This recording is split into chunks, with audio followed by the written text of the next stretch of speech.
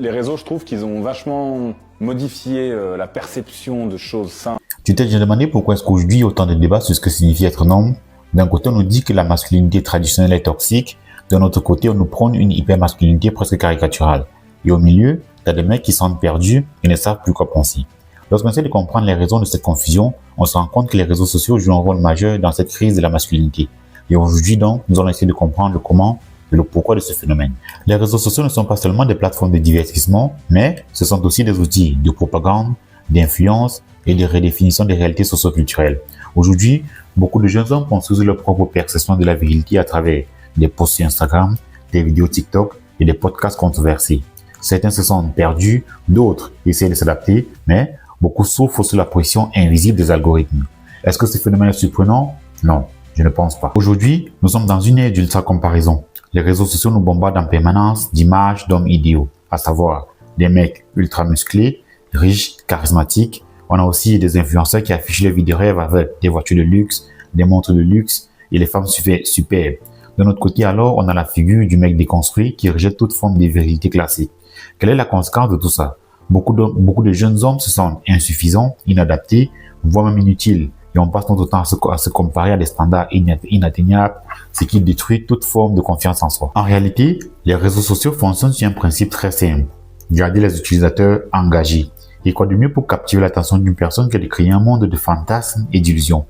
L'industrie du fitness, du business en ligne, du coaching masculin et du développement personnel reposent tous sur l'idée que tu es en retard par rapport aux autres. Et plus tu ressens ce manque, plus tu consommes du contenu, plus tu achètes des formations et plus tu cherches à atteindre l'idéal inatteignable. Et ce n'est pas tout. Les réseaux sociaux déforment aussi notre perception de la masculinité à travers des extrêmes. D'un côté, tu as des mecs qui prônent une virilité extrême à travers des éléments tels que la domination et l'absence d'émotion. Et d'un autre côté, tu as ceux qui prétendent que la masculinité est entièrement nocive et qu'il faut l'effacer. Résultat, une vision opposée qui oublie un point essentiel. La vraie masculinité ne se retrouve pas dans les extrêmes, mais plutôt dans un équilibre. Le plus dangereux, c'est que ces débats polarisés ne permettent pas aux jeunes hommes de se construire une identité propre. Ils se sentent donc obligés de choisir un camp plutôt que de construire leur propre vision de la virilité. Certains finissent même par adopter des comportements artificiels juste pour correspondre à un modèle prédéfini, oubliant que la vraie masculinité ne se limite pas à des règles imposées par des figures populaires. Avec autant de messages contradictoires, les hommes ne savent plus quelle direction prendre. Faut-il être dur et insensible ou au contraire être vulnérable et détendu? Le problème, c'est que les réseaux sociaux ne laissent pas la place à la nuance. Les algorithmes favorisent les discours polarisés car les contenus qui génèrent des émotions extrêmes génèrent beaucoup plus d'engagement. Cela pousse donc à des débats où la masculinité est soit glorifiée à l'excès ou totalement diabolisée. Le besoin d'appartenance pousse souvent à adopter des idéologies toutes faites plutôt que d'oser penser de soi-même. On assiste donc à des phénomènes où les hommes sont déconnectés d'eux-mêmes et cherchent à se conformer à des tendances en ligne plutôt qu'à découvrir leur propre chemin. Certains finissent donc par ne plus savoir quoi faire. Et on se pose donc la question de savoir, faut-il être ambitieux ou faut-il vivre tranquillement? Faut-il montrer ses émotions ou faut-il rester stoïque? Et enfin, faut-il prendre soin de son apparence ou alors éviter toute superficialité? Cette incertitude permanente crée donc une angoisse existentielle et un mal-être profond chez des jeunes hommes qui se sentent constamment jugés, que ce soit par la société ou par eux-mêmes. Les comparaisons incessantes mènent à une perte d'estime de soi et on pense qu'on n'est jamais assez bien. Pas assez riche, pas assez musclé et pas assez populaire. Trop de mecs finissent par se dévaloriser et par perdre toute motivation. Et le pire, c'est que cette pression ne vient pas seulement d'eux-mêmes. Elle vient aussi des réseaux sociaux qui alimentent ce cercle vicieux de frustration et de quête de validation. Plus un homme se sent inférieur, plus il cherche à compenser.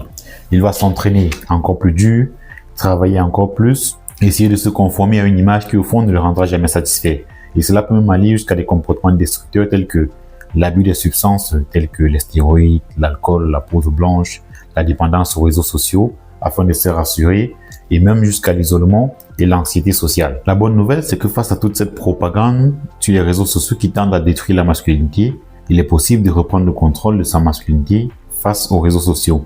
Et comment reprendre le contrôle de sa masculinité? C'est de construire sa propre identité. Et comment construire sa propre identité donc? C'est d'arrêter d'être influencé par des tendances extrêmes sur les réseaux sociaux et développer ta propre définition de la masculinité. Sois le héros de ta propre histoire et non une pâle copie d'un influenceur. Pour parvenir à créer ta propre identité masculine, tu dois te poser ces 3 questions fondamentales.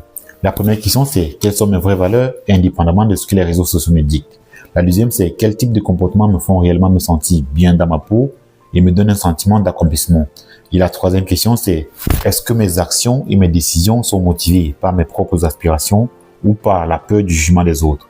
Une fois que tu auras la réponse à ces trois questions, tu pourras ainsi créer ta propre identité masculine. Ensuite, il faut pratiquer le détox numérique et se reconnecter à la réalité. Les réseaux sociaux ne sont pas la vraie vie. Et j'ai comme l'impression que beaucoup de personnes semblent encore ignorer ces détails.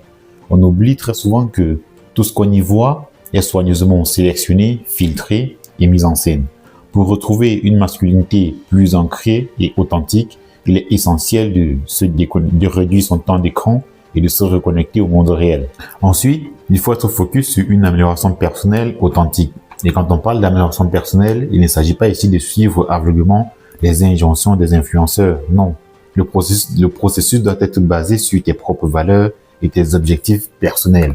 Donc, pour retrouver sa masculinité, il est important d'être focus sur une amélioration personnelle authentique, alignée avec ta propre identité.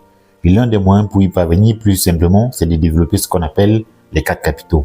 J'en profite donc pour faire un big up à Alex Etienne parce que c'est lui qui aime bien dire oui, il faut développer les 4 capitaux. Mais bon, bref. En première position, nous avons le capital physique. Cela ne concerne pas seulement ton apparence, mais aussi ta santé, ta force et ton endurance. Un corps en bonne forme physique est le reflet de ta discipline et de ton respect envers toi-même. C'est un élément fondamental de la confiance en soi. L'entraînement physique régulier, une alimentation équilibrée et une bonne gestion de l'énergie devraient être au cœur de tes routines quotidiennes. Ce capital te permet d'être en bonne santé physique et d'être plus résilient face aux défis de la vie. En deuxième position, nous avons le capital intellectuel. Ce capital représente tes connaissances, ta capacité à apprendre et à t'adapter. Dans un environnement où l'information est constamment renouvelée, il est primordial de cultiver son intellect. Cela passe par la lecture, l'apprentissage en continu et l'acquisition de nouvelles compétences qui te permettront de rester compétitif, mais aussi, très intéressant encore, d'avoir des conversations enrichissantes. L'intelligence n'est pas seulement académique, elle est aussi émotionnelle et sociale, cette capacité à comprendre et à interagir avec le monde qui t'entoure.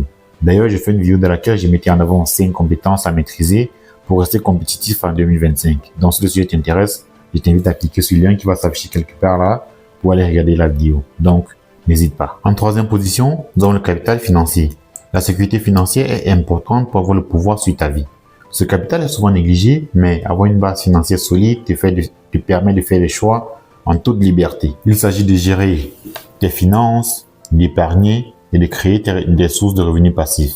Travailler ce capital te permet non seulement d'avoir plus de liberté, mais aussi plus de confiance car tu sais que tu as les moyens de te prendre en charge et d'assumer tes responsabilités. En quatrième et dernière position, nous avons le capital social. Ton réseau est une ressource très précieuse. Ce capital fait référence aux relations et aux connexions que tu crées avec les autres. Avoir un réseau solide te permet de bénéficier d'un soutien, d'opportunités professionnelles et de conseils précieux. Il est crucial de nourrir des relations authentiques basées sur le respect mutuel et l'entraide. Le capital social peut également jouer un rôle clé dans ton développement personnel en t'apportant des perspectives différentes et en te permettant d'apprendre des expériences des autres. Alors, que retenir de tout ceci? Les réseaux sociaux ont complètement brouillé les repères de la masculinité moderne. Mais au final, c'est à toi de définir ce que signifie vraiment être un homme. Reprendre le contrôle, c'est refuser d'être une marionnette des tendances numériques. C'est faire le choix conscient d'être un homme selon ses propres valeurs, en se détachant des injonctions des influenceurs et des médias.